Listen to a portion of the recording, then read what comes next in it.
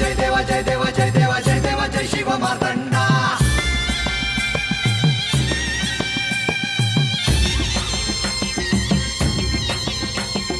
जय देवा जय देवा जय देवा जय देवा जय देवा जय शिव मार्तंडा. हरिवर्धन मल्हारी तुझी प्रचंडा. अगडतून नगारा सोन्याची जेजुरी देव गेले जेजुरा निळा घोडा. अगडतून नगारा सोन्याची जेजुरी देव गेले जेजुरा निळा घोडा. पाव में तोडा कमरी कर पटा मिहिर मस्तकी तुरा. खोबऱ्याचा कुटका भंडाऱ्याचा भडका बोल अहंकारा सदानंदाचा येळकोट. सदानंदाचा येळकोट. जय देवा जय देवा जय देवा जय देवा जय देवा जय शिव मार्तंडा. जय देवा जय देवा जय देवा जय देवा जय देवा जय शिव मार्तंडा. हरिवर्धन मल्हारी तुझी प्रचंडा. जय देवा जय देवा जय देवा जय देवा जय देवा जय शिव मार्तंडा. हरिवर्धन मल्हारी तुझी प्रचंडा.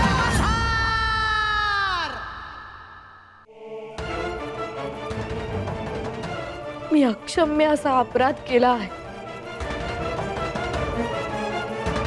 या अपराधाला आपण क्षमा केली. मी आपले ऋण कसे फेडू.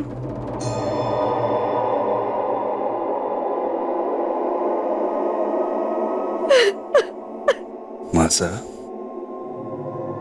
सगळं विसरून जा. कसलाच विचार करू नकोस. केवळ आपल्या विवाहाचं स्वप्न पहा जे सत्यात उतरणार आहे.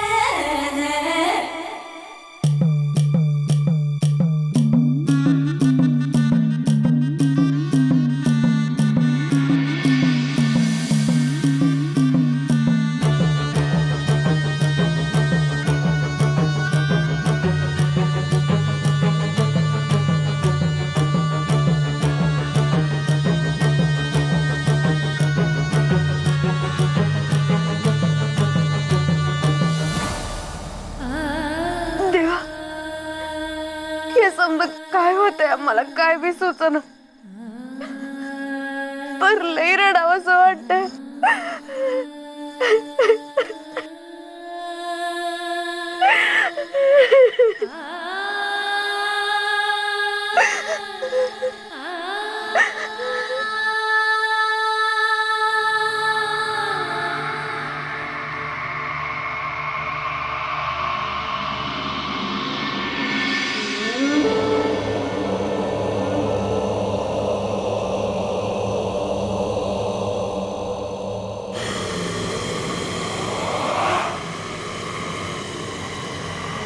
उलूक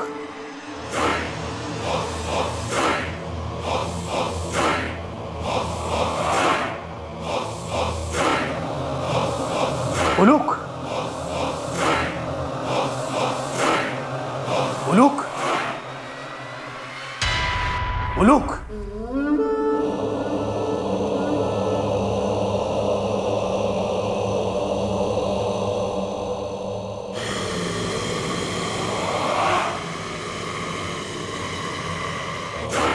उलूक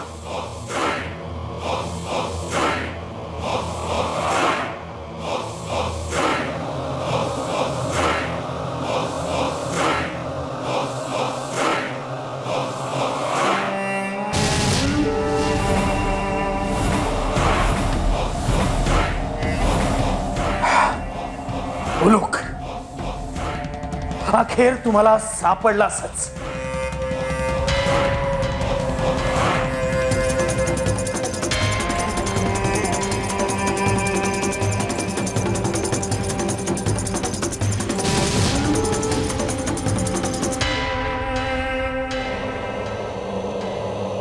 उलूक, अरे अरे कुठे होतास तू?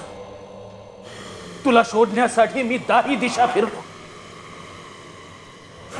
अशा निर्जन स्थळी तू का आहेस उलूक?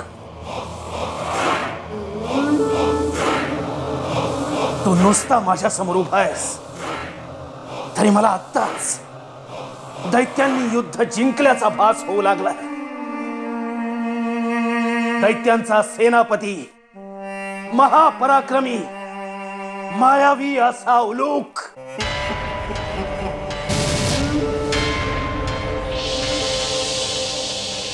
आता पुन्हा दैत्य सैन्याचे सेनापती पद भूषवणार.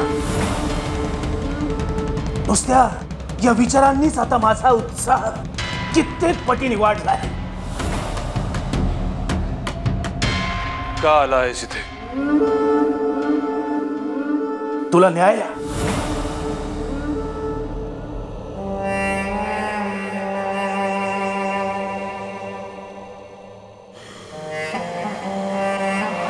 काय झालं लोक? तुला नाही आनंद झाला?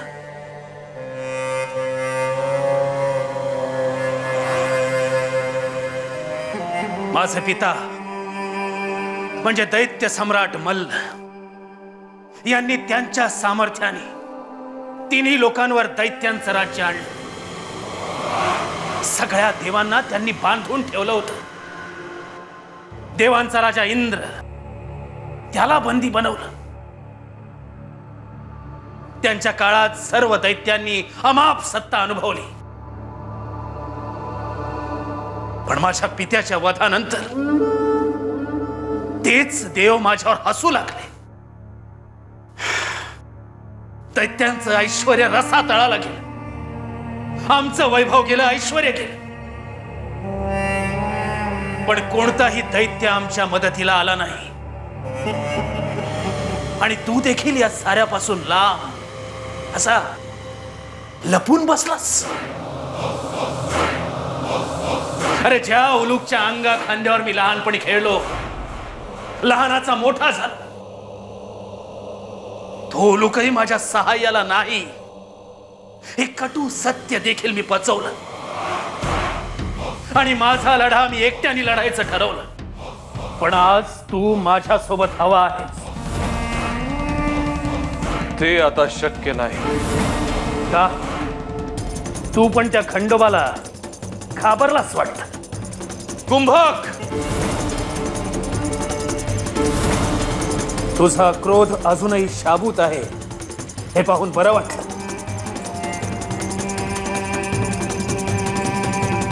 पण क्रोध मनात असून काहीही साध्य होणार नाही. त्यासाठी तुला माझी साथ द्यावी लागेल. ज्या गोष्टी मी विसरायचा प्रयत्न करतोय त्यात तू मला परत अडू नकोस कुंभक.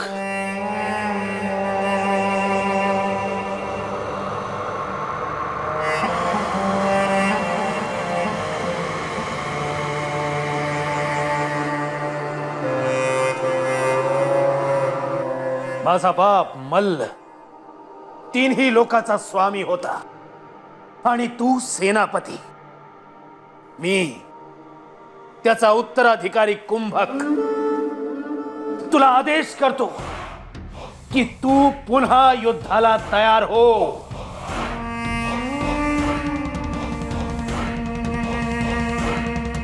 तुझ्या राजाची, माझ्या बापाची तुला शपथ. तुला यावंच लागेल.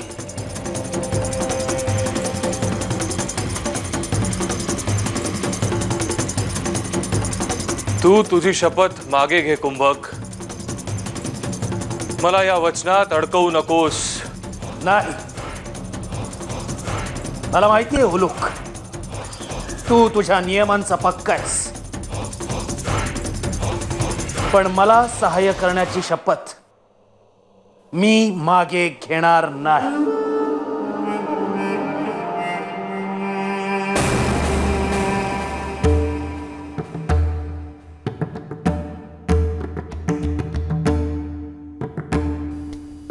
अशा प्रकारे कुंभकला उलूक सापडलाच. ही अशुभ वार्ता खंडेरायांपर्यंत पोहोचवणं आवश्यक आहे.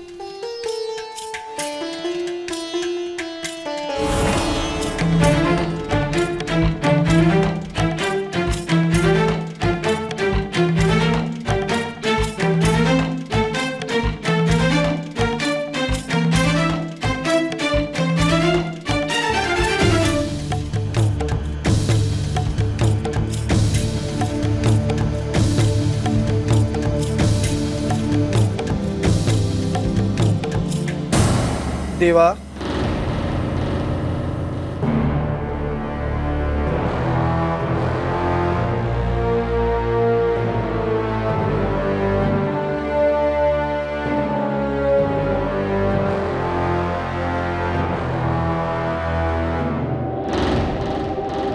देवा, जी गोष्ट आत्ता घडायला नको होती तीच गोष्ट घडली आहे.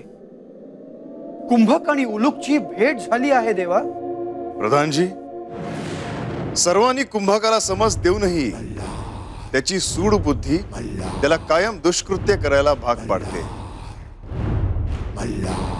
आणि या क्षणीही त्याच्या डोक्यात काहीतरी अशुभ विचार असणार.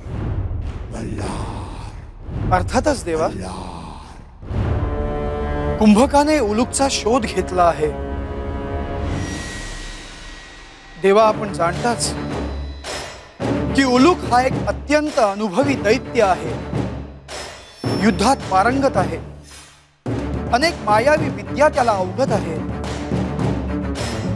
त्याच्या नुसत्या असण्याने दैत्यांचा अहंकार आता वाढेल. आणि हे सर्व विवाह तिथी जवळ आलेली असताना घडत आहे. देवा, प्रधानजी,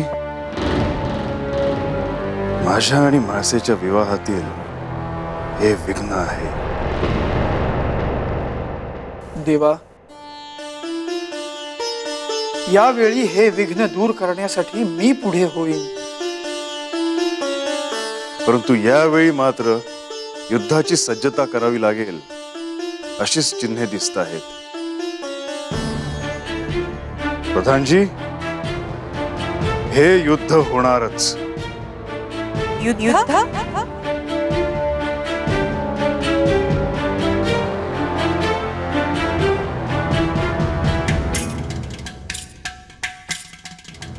देवी, आपण या ठिकाणी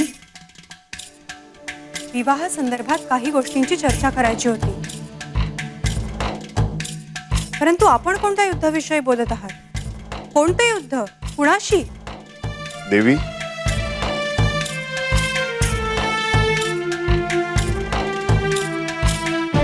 मल्लासुराचा ज्येष्ठ पुत्र कुंभक हा सुडाग्नीमध्ये जळतो आहे.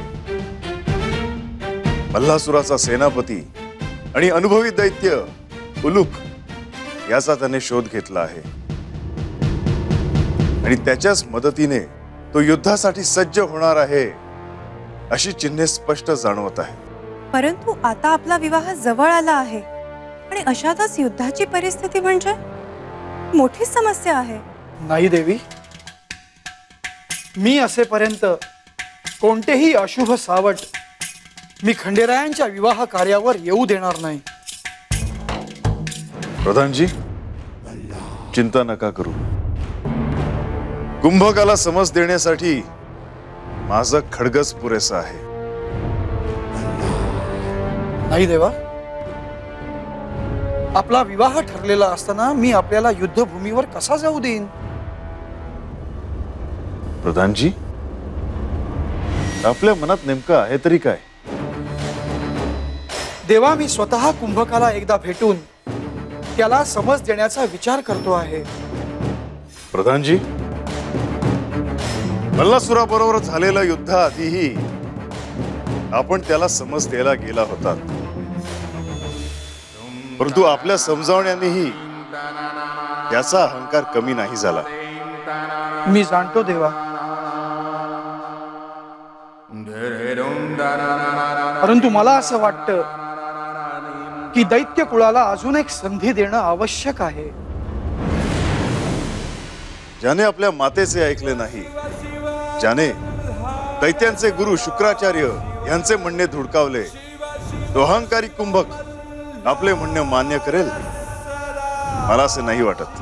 मला देखील असंच वाटतं की त्याला योग्य ती शिक्षा होणे आवश्यक आहे.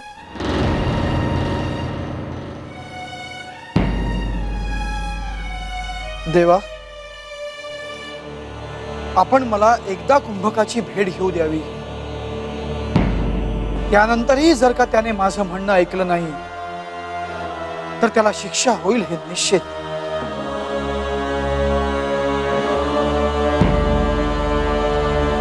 प्रधानजी,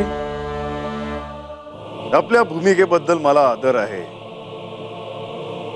परंतु कुंभक आपलं म्हणणं ऐकेल असं मला वाटत नाही.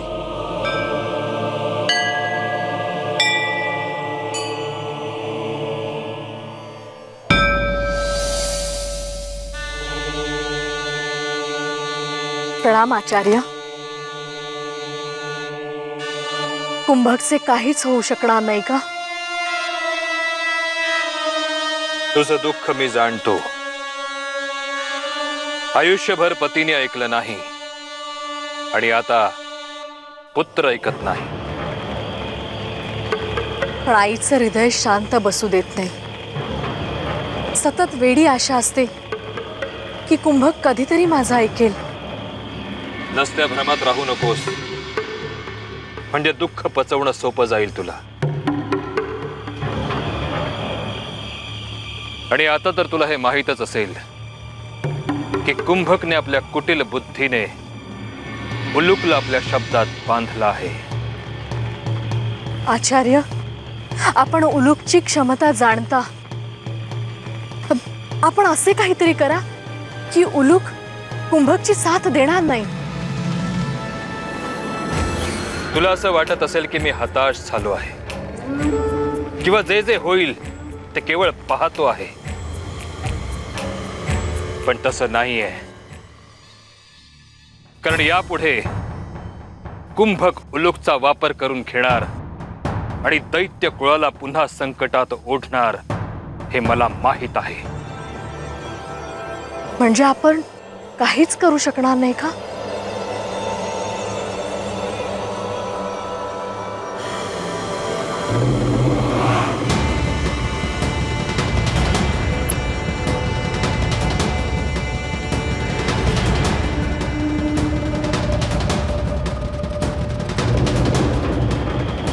म्हणजे दुर्दैवाने यापुढे जे घडेल ते पाहण्याखेरीज कोणतेही गत्यंतर नाही तर.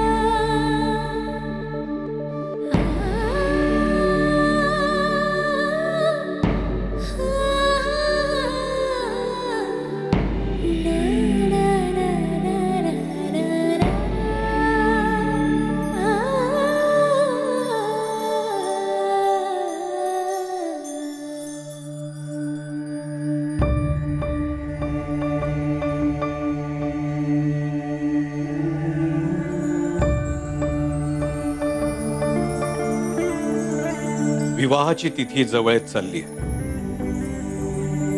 परंतु मी आपणास एक सांगू इच्छितो, विवाहाची कोणतीही तयारी इतक्यात करू नये किंवा विवाह पूर्व तयारीचा मुहूर्त जर करायचा असला तर थोडे थांबून करावं. हे सर्व सांगण्यामागे काही कारण आहे. आपण म्हणताय म्हणजे निश्चितच काहीतरी कारण असले पाहिजे, पण ते जर आम्हाला कळले असते तर.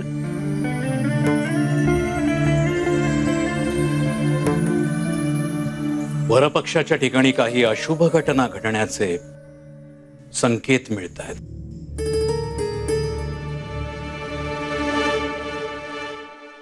श्री खंडेरा अशा कोणत्याही संकटांना मोडून काढण्यास समर्थ आहेतच,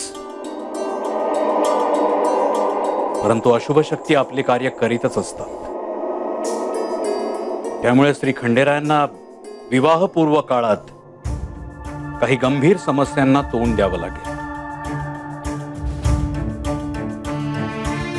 अहो, आपण असेच थांबलो तर कुलदेवतांसमोर अक्षता कधी ठेवणार? विवाहाची सगळी खरेदी, दागदागिने, कपडा लत्ता हे सर्व कधी होणार? आणि विवाहाची निमंत्रणं कशी द्यायची? मी जे काही बोलतो आहे त्याचे स्पष्ट कारण सांगितल्याशिवाय कदाचित तुमचा विश्वास बसणार नाही. परंतु मला पुन्हा एकदा एक युद्ध होताना दिसतंय.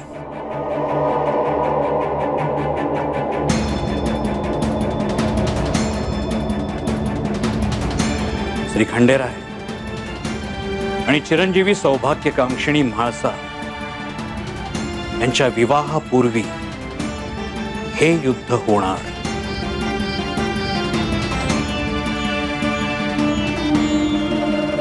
मायानंद,